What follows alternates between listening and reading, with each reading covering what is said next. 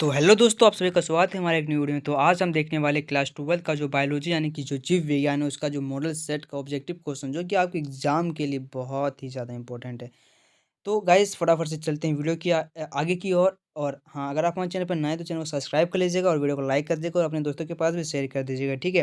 तो यहाँ पे कुछ सामान्य निर्देश दिए हुए हैं, तो आप इसको अगर पढ़ना चाहोगे तो पढ़ सकते हो, क्योंकि अगर आप इसको पढ़ोगे तो आपको कुछ पता चल जाएगा कि आपका जो एग्ज़ाम जो क्वेश्चन है वो कितने नंबर का है और आपको कैसा आंसर देना है, ठीक है।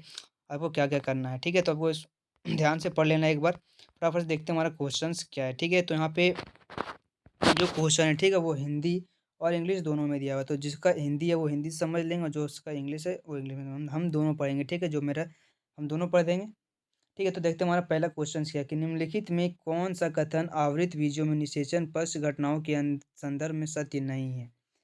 Which one of the following statement regarding the post fertilization event in the angiosperm is not correct. कौन सा गलत है, कौन सा सही नहीं। तो ऑप्शन हमारा प्राथमिक भ्रूणपोष केंद्रक भ्रूणपोष में विकसित होता है, गुरु बीजाणु भ्रूणकोष के रूप में विकसित होता है, या युग्मनज भ्रूण के रूप में विकसित होता है, या अंडाशय फल के रूप में विकसित होता है। तो यहाँ पे हमारा पहला का आंसर जो हो जाएगा वो हो जाएगा बी, यानी गुरु बीजाणु भ्रूणकोष के रूप में विकसित होता है। यहाँ पे हो जाएगा, यहाँ यानी कि बी में हो जाएगा हमारा megaspore develops in an embryo sac. Megaspore develops in an embryo sac, ठीक है।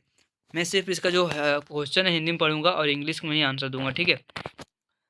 तो यहाँ पे हमारा दूसरा नंबर क्वेश्चन है कि शिशु के जन्म के पश्चात कौन सा हार्मोन दूध स्रावन के लिए उत्तरदायी होता है। जो शिशु के जन्म के पश्चात, ठीक है, जब बच्चा जन्म लेता है तो उसके बाद जो दूध है, दूध में कौन सा उसके उसके माता के दूध में कौन सा हार्मोन स्राव होता है के लिए हार्मोन दूध स्रावन के लिए उत्तरदायी होता है, ठीक है।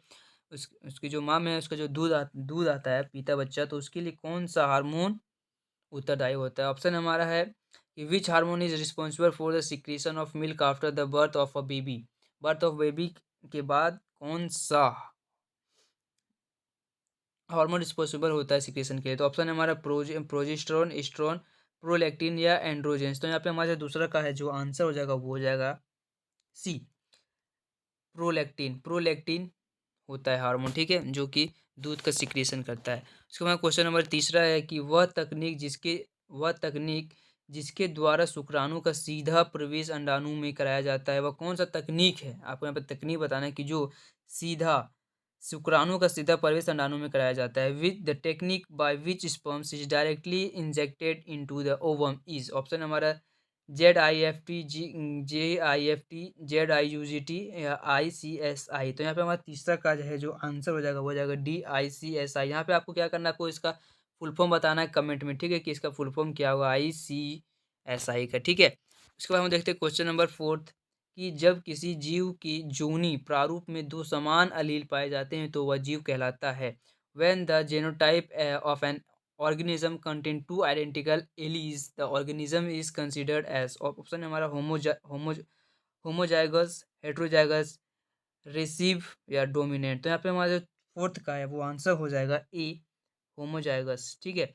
मैं इंग्लिश में इसलिए पढ़ता हूँ क्योंकि अधिकतर आदमी का जो है होता है बायोलॉजी, वो अधिकतर लोग इंग्लिश से ही पढ़ते हैं, ठीक है। तो मैं इसलिए इसका हिंदी इंग्लिश में ऑप्शन पढ़ रहा हूँ, ठीक है। उसके बाद क्वेश्चन नंबर फिफ्थ है कि निम्नलिखित में किसका प्रकूट का दोहरा कार्य है। Which of the following codons has dual function. Option हमारा UAG, UGA, UCC या AUG। तो यहाँ पर फिफ्थ का जो है हमारा आंसर हो जाएगा वो हो जाएगा D, AUG। यहाँ पे आपको क्या करना है, इसका आपको फुल फॉर्म बताना है कमेंट बॉक्स में, ठीक है, कि AUG का फुल फॉर्म क्या होगा। उसके बाद हम देखते हैं क्वेश्चन नंबर 6 की चमगादड़ के पंख एवं कीट को के पंख के कार्य समान है, अतः यह उदाहरण है।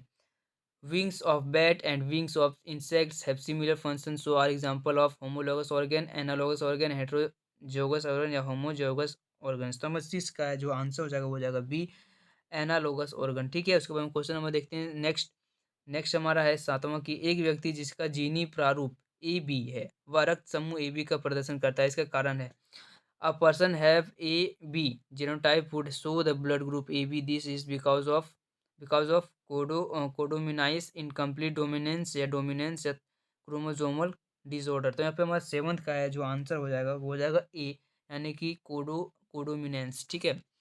अब हम देखते हैं नेक्स्ट क्वेश्चन कि TI प्लाज्मा पाया जाता है। TI प्लाज्मा पाया जाता है। TI plasma is found in. TI plasma किसमें पाया जाता है। ऑप्शन हमारा एग्रोबैक्टीरियम ट्यूमफेसियंस या एस्खेरिया एस्खेरिया कोली या एनाटोमिया हिस्टोलाइटिका या बैक्टीरियोफेज। तो यहाँ पे हमारा 8 का जो है आंसर वो हो जाएगा ए, एग्रोबैक्टीरियम ट्यूनिफिशियंस। ठीक है, हम लोग देखते हैं क्वेश्चन नंबर 9 कि आवास एवं संबंधित विशिष्ट पशु के गलत युग्म की पहचान करिए। यहाँ पे आपको पहचान करना है गलत युग्म का। ठीक है, identify the incorrect pair of the habitat and the particular animal concern. Option हमारा है Periyar elephant, Sundarbans Bengal tiger, Rann of Kutch, wild ass या Dachigam national park, snow leopard. तो यहाँ पे हमारा जो है वो हो जाएगा इसका आंसर ए। ठीक है, पेरियार एलिफेंट। ठीक है, अब हम देखते हैं क्वेश्चन नंबर 10 की प्रथम पृथकृत प्रतिबंधन एंडोन्यूक्लियस एंडोन्यूक्लियस था। The first restriction endonuclease isolated was. Option हमारा एकोरी, बामही, सेल या हिंद टू। तो यहाँ पे हमारा 10th का जो है आंसर हो जाएगा डी, हिंद टू। उसके बाद हम देखते हैं क्वेश्चन नंबर 11 की the cells of endosperm of a plant have 24 chromosomes will be the number of chromosome in its gametes. जो उसके गैमेट्स में है वो कितने क्रोमोसोम होंगे। ऑप्शन नंबर 8, 16, 23 या 12। तो यहाँ पे हमारा इसका जो 11 का है जो आंसर हो जाएगा वो हो जाएगा ए, 8 क्रोमोसोम्स। ठीक है, अब हम देखते हैं क्वेश्चन नंबर 12 कि which of the following pairs contributes to increase in population. Option हमारा natality of immigration, mortality of immigration या नेटालिटी ऑफ इमिग्रेशन या मोर्टालिटी ऑफ इमिग्रेशन। तो यहाँ पे हमारा जो 12th का आंसर वो हो जाएगा ए, नेटालिटी ऑफ इमिग्रेशन। उसके बाद देखते हैं हमारा नेक्स्ट क्वेश्चन की if a genetic disease is transferred from a phenotypically normal but carrier female to only some of the male progeny, the disease is। Option हमारा ऑटोसोमल डोमिनेंट, ऑटोसोमल रेसिव या sex link dominant या sex linked रेसिव। तो हमारा 13 का जो है answer वो हो जाएगा डी, सेक्स लिंक्ड रेसिव। ठीक है, अब हम देखते हैं question number 14 the antibody which can cross placental barrier is IgA, IgE, IgM, IgG। तो यहाँ पे हमारा 14 का जो है आंसर वो हो जाएगा बी, IgE। अब हम लोग देखते हैं क्वेश्चन नंबर 15 कि enzyme Taq polymerase used in PCR has been isolated from bacterium। Option हमारा है एग्रोबैक्टीरियम ट्यूमोफेसियंस, थर्मस एक्वेटस या स्ट्रेप्टोमाइसिस एल्बस या एस्केरिसिका कोयल। तो यहाँ पे हमारा जो 15 का है जो आंसर हो जाएगा वो हो जाएगा बी, थर्मस एक्वेटियस।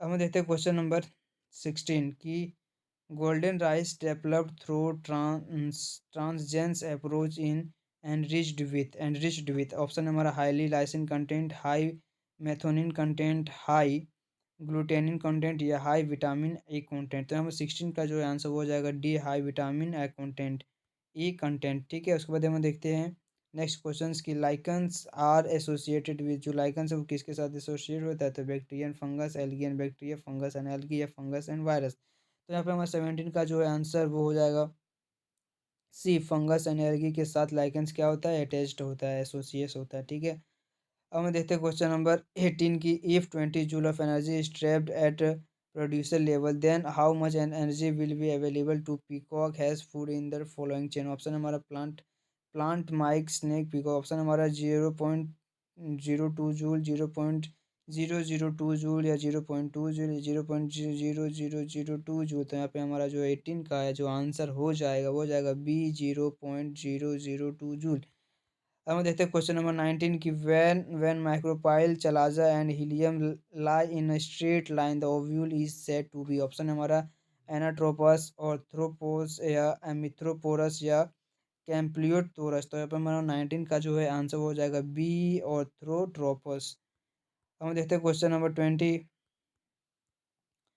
कि वर्ल्ड एड्स डे वो जो है वर्ल्ड एड्स डे कब मनाया जाता है। ये वेरी वेरी इंपॉर्टेंट क्वेश्चन है कि जो वर्ल्ड एड्स डे कब मनाया जाता है। 21 दिसंबर, 1 दिसंबर, 1 नवंबर या 5 जून। तो हमारा जो 20 का जो है आंसर हो जाएगा बी, 1 दिसंबर को मनाया जाता है। ठीक है, वर्ल्ड एड्स डे। अब हम देखते हैं क्वेश्चन नंबर 21 की कि protozoan reproduce by a binary fission, what will be the number of protozoans in its population after 6 generation के बाद उसका जनरेशन कितना पॉपुलेशन हो जाएगा। ठीक है, तो हम लोग देखते हैं क्वेश्चन नंबर 21 का जो है ऑप्शन है हमारा 128, 24, 64, 32। तो इसका आंसर हो जाएगा हमारा 21 का सी 64 हो जाएगा। ठीक है, हम लोग देखते हैं क्वेश्चन नंबर 22 कि the sticky ends of fragmented DNA molecule are made of the sticky ends होते हैं वो फ्रेगमेंटेड डीएनए मॉलिक्यूल से कैसे बने होते हैं। ऑप्शन हमारा calcium salts, endo nucleus enzyme या अनपेयर्ड बेसेस या मिथाइल ग्रुप्स। तो हमारा 22 का जो है आंसर वो हो जाएगा सी अनपेयर्ड बेसेस। उसके बाद हम देखते हैं क्वेश्चन नंबर 23 कि XXXO type XXXY type of sex determination are the example of female heterogamety, male heterogamety या बोथ बी एंड सी। तो हमारा 23 का जो है आंसर हो जाएगा सी मेल हेट्रोगेमिटी। उसके बाद हम देखते हैं क्वेश्चन नंबर 4, स्त्री केसर कवा the part of gynoecium and determines the compatible nature of pollen. Option हमारा है synergid, style, ovary, stigma. Stigma तो हमारे यहाँ पे हो जाएगा इसका आंसर हमारा हो जाएगा डी, यानी कि स्टिग्मा में। देखते क्वेश्चन नंबर 5 की एक परितंत्र पदानुक्रम की आधारभूत इकाई है। ऑप्शन हमारा है समुदाय, समष्टि, जीव, परितंत्र। The basic unit of ecological hierarchy. Option हमारा कम्युनिटी, पॉपुलेशन, इंडिविजुअल या इकोसिस्टम। तो यहाँ पर इसका आंसर हो जाएगा 25 का सी। ठीक है, इंडिविजुअल। तो गाइस यहाँ पे हमारा 25 का जो ऑब्जेक्टिव क्वेश्चन वो कंप्लीट हो चुका है। इसका जो सब्जेक्टिव वो भी मैं अपलोड कर दूंगा। ठीक है, तो गाइस अगर वीडियो आपके लिए थोड़ा सा यूजफुल है तो वीडियो को लाइक करिएगा और कमेंट बता दीजिएगा आपको नेक्स्ट किस चीज़ का वीडियो चाहिए, किस सब्जेक्ट का। ठीक है, फटाफट से चलते हैं दूसरे वीडियो में। तो अगर तब तक के लिए थैंक्स फॉर वॉचिंग गाइस, मिलते हैं नेक्स्ट।